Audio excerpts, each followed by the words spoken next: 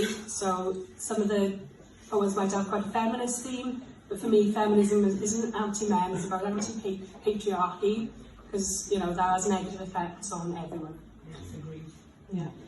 So the first poem I'm going to do tonight isn't about domestic violence, it's about loss, and it's dedicated to my late sister, Mel, who died in 2009 on the 11th of December, so the anniversary is coming up now. She lived and worked in Merthyr Tydfil. She worked as a sister grade midwife in Prince Charles, and she's the reason why I moved to Merthyr after she died. I lived in Cardiff 11 years before that, as you can tell from the values from my accent, never lost the accent. So I just wanted to dedicate this poem to her because indirectly the death was kind of caused by some of the issues raised by White Ribbon Day. And I'm just going to get on with it now, and it's called Leave a Message.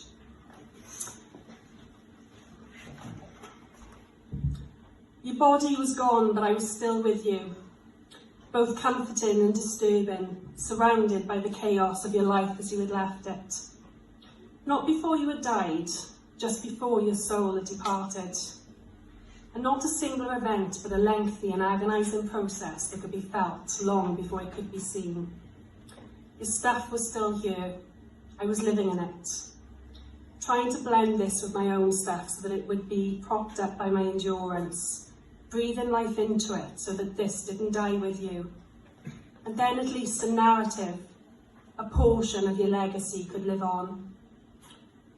Though even the dust that contained your skin cells and gathered on skirting boards and in hard-to-reach places of your home wasn't quite as precious as the voice clip I could hear when I rang your number on my phone after you left. You sounded just like Dido. I didn't know you could sing. That was another thing you hid from us until it was too late and you slipped away into the ether. Your voice didn't even sound much like you. It sounded more like her. But it was you, a subtle hint of your spirit and its complex timbre. It was enough. I could phone the number for a little while after you left. I wish I had the technology to make a copy of my own, but I didn't know how.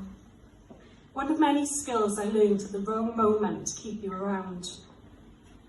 Defeated by time, the voice recording died too. But if I listen very carefully, I can still hear your voice singing that Dido song. For a handful of phrases you uttered that live on as phantoms in my neurons. My brain is still alive, so maybe your voice isn't dead yet. As long as I can hear your voice, then a record remains. Maybe there's a message in there somewhere. Thank you. And that's actually the name of the Dido song that she sang. Thank you.